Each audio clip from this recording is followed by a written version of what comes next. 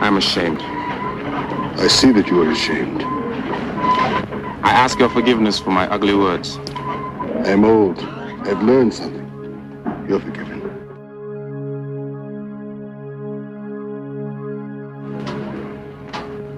Sometimes I think I'm not fit to be a priest. I could tell you. It is no matter. You told me you were a weak and selfish man, but God put his hand on you. It is true, it seems. You comfort me.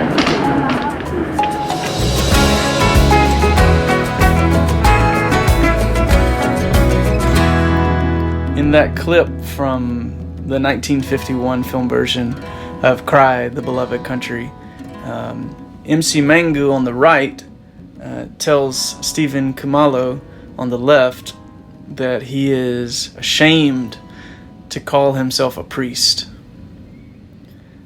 Kumalo is a priest from a rural village, and MC Mangu is a priest in the big city of Johannesburg. This is where Kumalo has come to look for his lost son, Absalom, and his lost daughter, Gertrude. And MC Mangu helps Kumalo in the search. And nearly every single time that Kumalo thanks MC Mangu for his help, MC Mangu will reply. He'll say, Kumalo, I am not a good man. All that I can say is that the Lord has put his hand on me. He never explicitly says what he's ashamed of, but throughout the book he hints that there is something, or there are things that he could tell. The book is set in pre-apartheid South Africa, and it depicts this rising tension and this cultural breakage that would lead to this reign of fear that lasted really from 1948 when the book was published all the way to around 1993.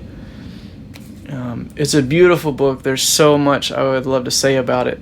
But what led to this song was that line where MC Mangu tells Kumalo that he's not a good man.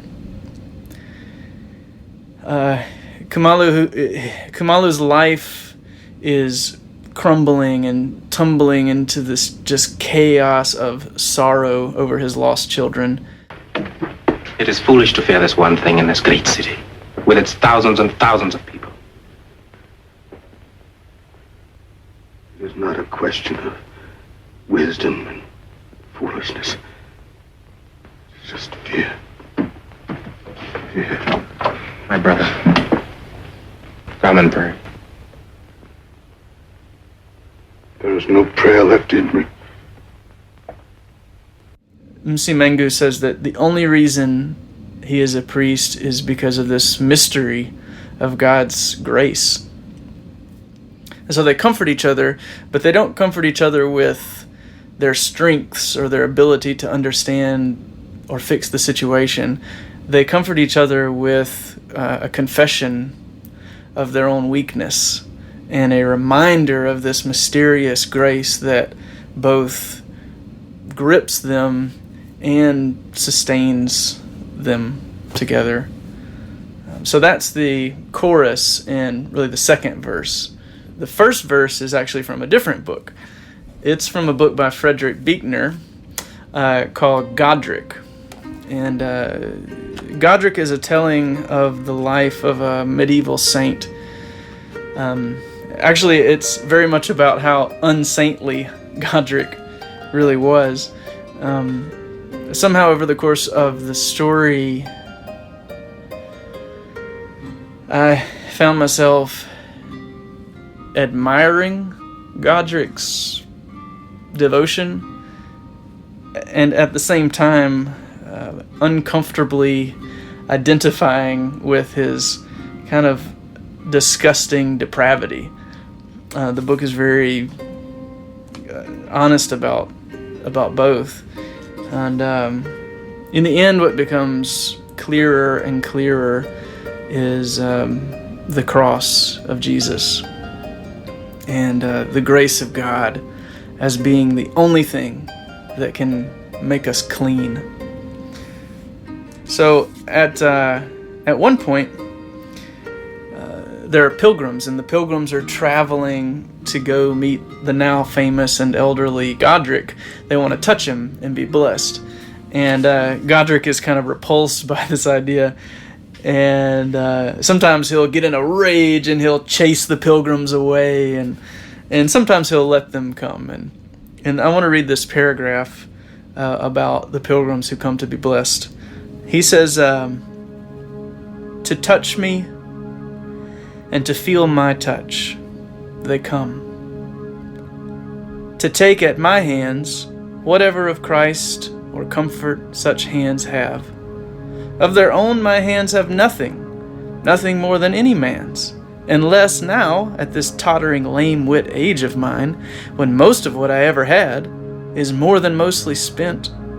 But, and this is what I love, but it's as if my hands are gloves, and in them other hands than mine, and those the ones that folks appear with roots of straw to seek. It's holiness they hunger for. And if by some mad grace it's mine to give, if I have a holy hand inside my hand to touch them with, I'll touch them day and night. Sweet Christ, what other use are idle hermits for? So there it is again, this mad grace, as Godric calls it. And I think it's the same mysterious grace that Msimengu says is God's hand on him who is not a good man. It is a mad, mysterious, kind of crazy grace that has been poured out at the cross. Scripture says it is the foolishness of God that has saved us. It is a strange, bizarre, foolish love that keeps knocking on our door even after we have shut out every good thing. Msimengu is a priest who is not a good man, yet still he is an instrument of healing and help and comfort to a father who has lost his children.